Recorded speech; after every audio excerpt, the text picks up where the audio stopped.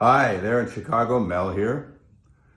The voice crying out from the wilderness of Malibu to lend that voice for your support and encouragement at your rally today. The Coalition for Canceled Priests. I mean, it's not hard to believe that there is now such a thing, as personally I know many priests who have been canceled. But not for the reasons you'd think. I mean, it's not like they did a hit and run drive and left the scene of the crime or embezzled church funds, stole the altar wine, or committed some other heinous crime. No, not at all. And who's persecuting them? Well, their own bishops. How's that? Yep. Who are they? Well, they're a pack of men who generally passively sit by and tolerate any kind of nonsense. But if one of their priests utters something that resembles orthodoxy, well, then they spring into action, they reprimand him, and they bully him and do their best to cancel him. And they succeed. They drum him out of the service, off he goes. I'm really sorry about that. That's a grave injustice, and it's kind of white martyrdom. And it's nothing new. It really isn't. It's nothing new. And it's a symptom. It's a symptom of a very deep sickness that afflicts the church.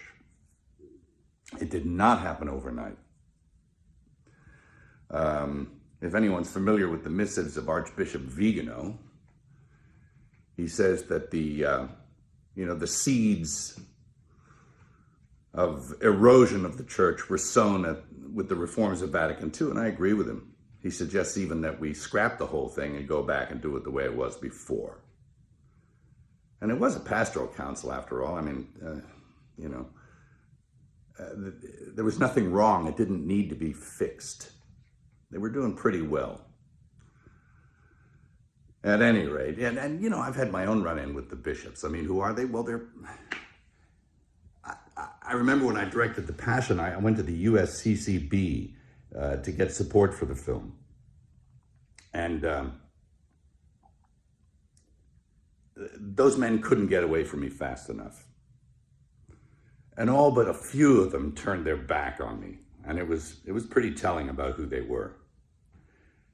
A pretty insipid bunch. And it doesn't look like anything's changed. Geez, I remember back in the 70s, old priests, good priests, who were bullied and persecuted by their bishops. There was a rash of it back then also, and it was because they wanted to maintain what it was that they were ordained to do. They didn't want to go along with the new liturgy and the reforms of Vatican II, and so that they were really heavily leaned on. It was never abrogated, the old Mass, never, and it still hasn't been. You can't. It's protected by quo primum. But they were bullied and badgered and put in insane asylums, and it was pretty sad to watch. And this kind of thing is now happening again. So, and how are we supposed to know the good guys from the bad guys? Well, we were given a standard by which to judge them. By their fruits, you'll know them. By their fruits.